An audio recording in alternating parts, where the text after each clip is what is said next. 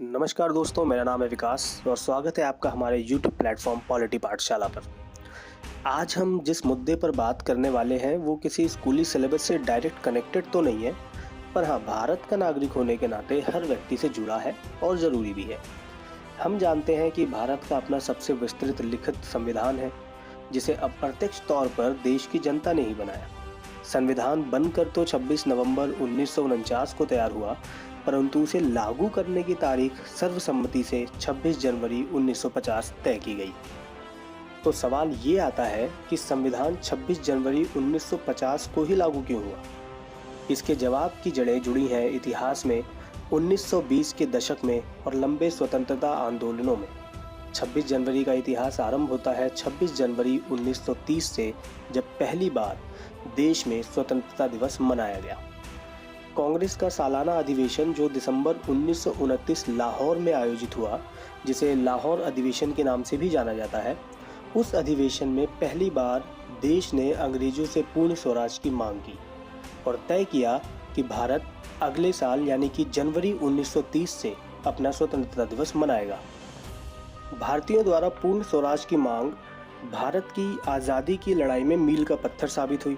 लाहौर अधिवेशन में जवाहरलाल नेहरू के पूर्ण स्वराज की मांग ने उनके पिता मोतीलाल नेहरू की डोमिनियन स्टेट की मांग को खारिज कर दिया, जिसकी मांग मोतीलाल नेहरू ने अपनी 1928 की नेहरू रिपोर्ट में की थी। 26 जनवरी की ही तारीख को प्रथम पूर्ण स्वराज दिवस या स्वतंत्रता दिवस की तारीख चुना गया। इसके पीछे के कारण को सोची समझी योजना या फिर इत्तेफाक भी कहा जा सकता है। दरअसल दिसंबर 1929 के अधिवेशन में तय किया गया कि पूर्ण स्वराज की मांग को जनता के बीच एक समारोह के रूप में आयोजित किया जाए और देश का झंडा फहराकर यह बात पक्की कर दी जाए कि अब भारत की जनता को पूर्ण आज़ादी से कम कुछ नहीं चाहिए। तय किया गया कि यह सभा अगले महीने के अंतिम इतवार को आयोजित की जाए ताकि अधिकतम लोग इसका हिस्सा बन सकें और कार्यक्रम का आयोजन सही प्रकार से हो सके, इसके लिए समय भी मिल जाए। संयोगवश यह रविवार जनवरी की 26 तारीख को पड़ा और संपूर्ण देश में स्वतंत्रता दिवस मनाया गया, जहां कांग्रेस ने देश की जनता से आग्रह किया कि वे इस तारीख को अपने जहन में जोड़ लें और देश की स्वतंत्रता में स्वतंत्रता सेनानियों का और हर उस व्यक्ति का हौसला बढ़ाएं, साथ दें जो देश की आज़ादी चाहते हैं, और इस दिन को हर साल आज़ादी दिवस के रूप में या स्वतंत्रता दिवस के रूप में मनाएं, जिससे अंग्रेजों को यह संदेश मिलता रहे कि भारत को पूर्ण स्वतंत्रता से कम कुछ और मंजूर नहीं है। स्वतंत्रता दिवस मनाने का यह सिलसिला लगभग 2 दशकों तक चलता रहा। अंत में भारत 1947 15 अगस्त को आज़ाद हो गया और देशवासियों के बीच स्वतंत्रता दिवस मनाने तथा देश का झंडा फहराने की तारीख रातों रात 26 जनवरी से बदलकर 15 अगस्त हो गई। आज़ादी मिलने की जितनी खुशी थी उतनी ही चिंता भी थी कि अब देश का शासन कौन चलाएगा और कैसे चलाएगा। अंग्रेजों ने तय किया कि संविधान बनकर लागू होने तक देश में एक अंतरिम सरकार चुनी जाए जो संविधान निर्माण भी देखे और देश का शासन भी चलाए, और संविधान लागू होते ही चुनाव के जरिए नई लोकतांत्रिक सरकार बनाई जाए।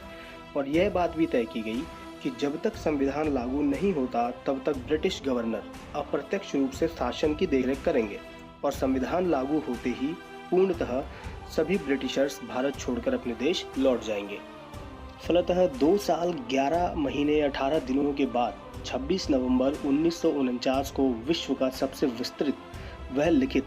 13 किलो का भारतीय संविधान बनकर तैयार हुआ,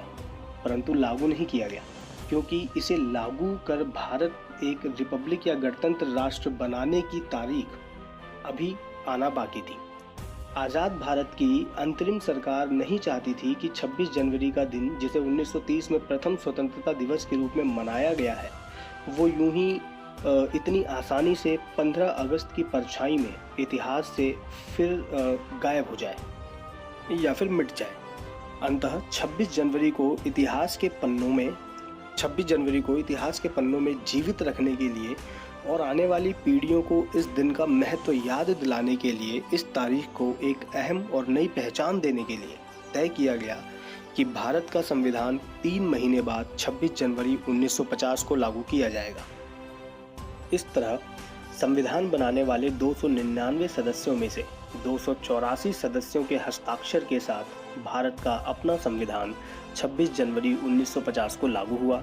और भारत एक संप्रभु व गणतंत्र राष्ट्र बना। यही कारण है कि 26 जनवरी का वे दिन, जो शायद इत्तेफाक से भारत की आज़ादी के इतिहास का हिस्सा बना था, वो आज लगभग 96 साल बाद भी अपना महत्व बनाए हुए है और आगे भी बनाए रखेगा।